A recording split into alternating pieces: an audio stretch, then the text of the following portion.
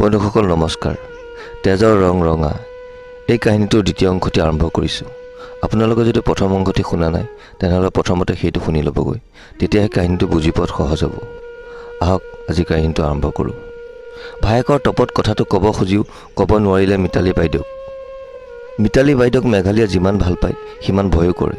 তেওঁৰ কথাবোৰ ওলমি থাকে স্পষ্টবাদিতাৰ দীঘল সুৰ। উচিত কথাত মাতিবলৈ তেওঁ অলপো সংকোচ নকৰে। অৱশ্যে মানুহজনী কেতিয়াবা বহুত চিন্তাত পৰি থাকে। কেতিয়াবা অফিচতে বহি থকাৰ অৱস্থাত মানুহজনীক তাই দুখত ভাগি পৰা দেখিছে। কৰ্কট ৰোগত আক্ৰান্ত হৈ স্বামীৰ মৃত্যু হোৱাৰ পিছতে একমাত্ৰ ল'ৰাটোকো স্বাধীন চিতীয়াকৈ ডাঙৰ হ'বলৈ ঘৰৰ বাহিৰতে ৰাখিছে। সহজ ভাষাত ক'বলৈ গ'লে তেওঁ অকলশৰীয়া। পুত্ৰৰ খবৰ লৈ কেতিয়াবা তাইৰো আগতো দুখ কৰে। ল'ৰাটো বাহিৰত থাকে। ঘৰত অকলে থকাটো কিমান অসহ্যকৰ সেইটো মিতালী বাইদেউৰ নিচিনা ঝামেলাত পৰিলেহে বুজিব। সংসাৰ ঝামেলাবোৰ ফঁহিয়াই মেঘালীকো সতৰ্ক কৰিবলৈ নাপাহৰে। বাইদেউৰ পৰাই শিকিছে তাই বাস্তৱত খোজ দিবলৈ, বাপেকৰ প্ৰতি উজাই অহা ঘৃণাবোৰ চেনেহ শ্ৰদ্ধালৈ বুৱাই নিবলৈ। আনকি তাই এতিয়া ৰাতুলকো কঠোৰভাৱে পৰিচালিত কৰিব পৰা হৈছেগৈ। মিতালী বাইদেউৰ অন্তৰখনো খুব কোমল, মানুহক মৰম যাচিব জানে। সেয়েহে মেঘালী মাতৃহীনা বুলি জনাৰে পৰা তাই যথেষ্ট আবদাৰ ল'বলৈ তেওঁক কেতিয়াও পঢ়া নাই। সেয়েহে মেঘালীৰ প্ৰিয় মানুহগৰাকী। চাহ খোৱা আকৌ ঠাণ্ডাই হ'ল চাগৈ। মেঘালীয়ে কথাবোৰ মনৰ ভিতৰতে মেলি দিওঁতে পাহৰিয়ে গৈছিল চাহৰ কথা। হাতত চিঙৰাটো উঠাই লৈ মিতালী বাইদেউৰ ফালে চালে। মানুহজনী আজি বেলেগ ৰূপত দেখা গৈছে। হয়তো কিবা এটা ভাল খবৰ পাব। উদীপ্তই ফোন কৰিছিল নেকি বাইদেউ? চি কি যে কথা সুধিলোঁ, জিভা কামুৰিলে মেঘালীয়ে। বাইদেউ যদি ওলোটাকৈ ভাবে।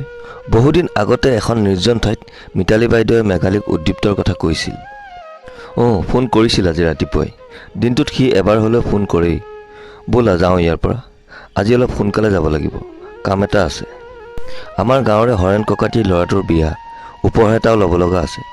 মেঘালীয়ে লাহেকৈ মূৰটো দুপিয়ালে। চাহৰ বিলটো কেণ্টিনৰ মেনেজাৰক দি বাইদেউ তামোল দোকান এখনলৈ গৈ তামোল এখন কিনিলে। তুমি নোখোৱা নহয়? নাখাওঁ। সহজকৈ উত্তৰটো দি মেঘালী অফিচলৈ গ'ল।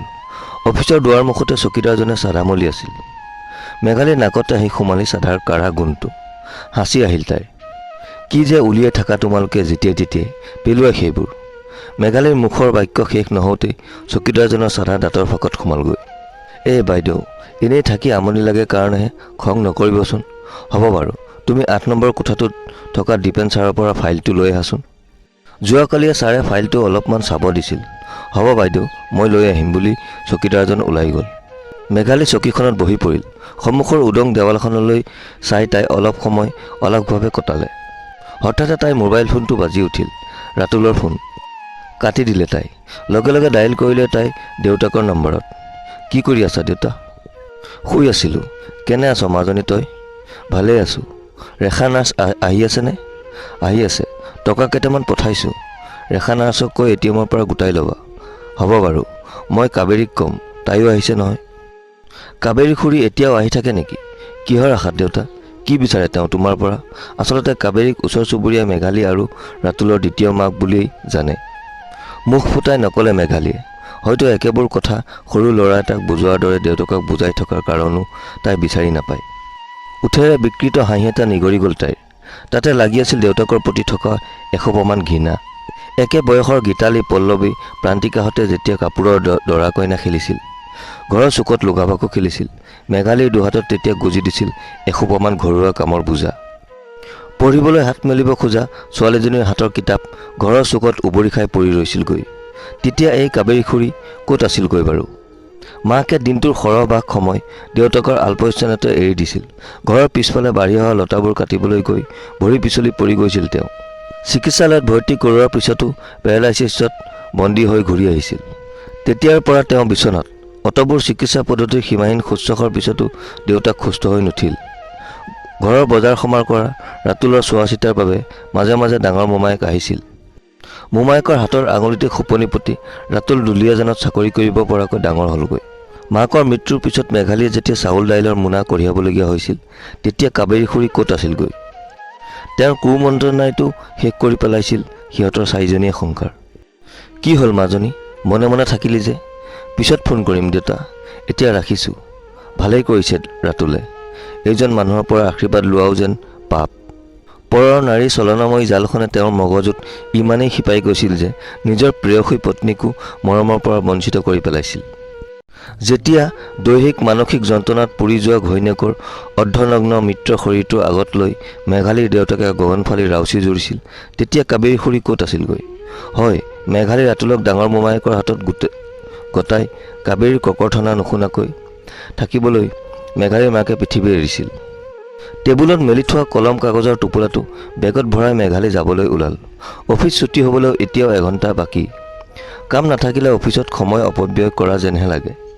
মিতালী বাইদেউক দূৰৰ পৰা দেখিলে মেঘালীয়ে। বাইদেউৰ অটো এখন মাতিছে। আজি গাড়ী অনা নাই হ'বলা। তেওঁৰ হাতত নীলা ৰঙৰ সদ্য ব্যৱহৃত ৰুমালখন। বাইদেউৰ ৰুমালখন দেখিলেই মেঘালীৰ মৰহা মুখখনিতো হাঁহিৰ মিচিকীয়া ভাঁজ এটি আহি ওলমিহি। মানুহজনীয়ে গধুৰ গধুৰ কথাৰে মেঘালীৰ অন্তৰখন প্ৰথমতে ক্ষতবিক্ষত কৰি ল'ব, তাৰ পিছত দুখৰ নদীখন তাইক সামৰিব খুজিলেই সেই নীলা ৰুমালখনে তাইৰ গাল দুখনত ওপৰত খেপি খেপি ঘঁহাই দিয়েহি। কি যে কয় তেওঁ। বিয়া কেতিয়া পাতিবা? বয়স বাঢ়ি আহিলে গেলাবৰিও নাপাবগৈ। নাপাতোৱে নেকি বিয়া? অকলে থাকিব পাৰিবা? বুঢ়া বয়সত কি কৰিবা? আৰু চৰকাৰী চাকৰি এটাই যথেষ্ট নহয়, জীৱনটোত আৰু বহুত কিবা কিবি খুবেই প্ৰয়োজন। অটোত উঠি মিতালী বাইদেউ অন্তৰ্ধান হ'ল। মেঘালীয়ে এতিয়াও থিয় দি আছে অফিচৰ বাৰাণ্ডাত। অকলে এই পৃথিৱীত জীয়াই থকাটো কিমান কঠিন সেয়া মাকৰ জীৱনত ঘটি যোৱা লাঞ্ছনা বাঞ্ছনাত বুজি উঠিছিল মেঘালীয়ে। নতুনকৈ কোনোবাই তাইক বুজাই দিয়াৰ প্ৰয়োজন নাই বুলিয়ে ভাবে। নয়নক সেই শৈশৱৰ পৰাই নিজৰ কৰি ল'ব খুজিছিল মেঘালীয়ে। নয়নৰ বুকুত খোপনি লৈ নিজাকৈ এখন সংসাৰ গঢ়াৰ সপোন তাইৰো আছিল। মাক নথকা জীয়ৰীৰ হেঁপাহ কিমান হ'ব পাৰে নয়নেও হয়তো বুজিছিল। কিন্তু কলেজ শেষ কৰি যেতিয়া বিদেশলৈ গুচি গৈছিল তেতিয়াহে তাই উপলব্ধি হ'ল আচলতে প্ৰেম প্ৰীতি, লাভ এফেয়াৰ্ছ এইবোৰ একোটা শব্দহে। এই শব্দবোৰৰ মাজত কোনো গূঢ়াৰ্থ সোমাই নাথাকে। নয়নৰ পৰিবাৰ বহুত ডাঙৰ, টকা পইচাৰ অভাৱ নাই। সেইবাবে নিজৰ কেৰিয়াৰ গঢ়িবলৈ বিদেশলৈ গুচি গ'ল। স্মাৰ্ট ল'ৰা, দেশনীয়া ল'ৰা, এদিনতে 10-12জনীক প্ৰেমত পলাব পৰাকৈ ৰূপো আছে, গুণো আছে। বন্ধুসকল, আজি খণ্ডটি শুনি কেনে পালে কমেণ্ট কৰি নিশ্চয় জনাব। যদি ভাল পালে তেনেহ'লে ভিডিঅ'টোত এটি লাইক কৰি দিবলৈ নাপাহৰিব। আৰু চেনেলটো যদি প্ৰথম ভিজিট কৰিছে তেনেহ'লে চেনেলটো ছাবস্ক্ৰাইব কৰি বেল আইকনটো প্ৰেছ কৰি দিবলৈ নাপাহৰিব, নিত্য এনেধৰণৰ কাহিনী পাই থাকিবলৈ। আজিলৈ আহোঁ, আকৌ লগ পাম। ধন্যবাদ। জয় অসম।